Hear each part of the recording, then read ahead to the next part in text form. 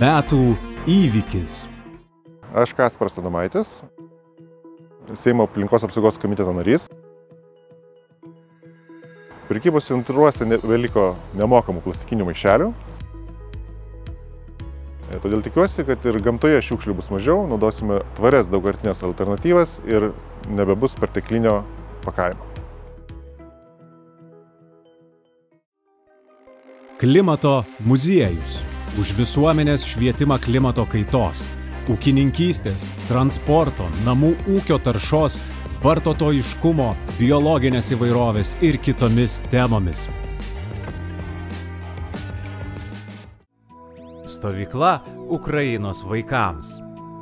5 mėnesius vykusi šeštadieninė stovykla Ukrainos vaikams.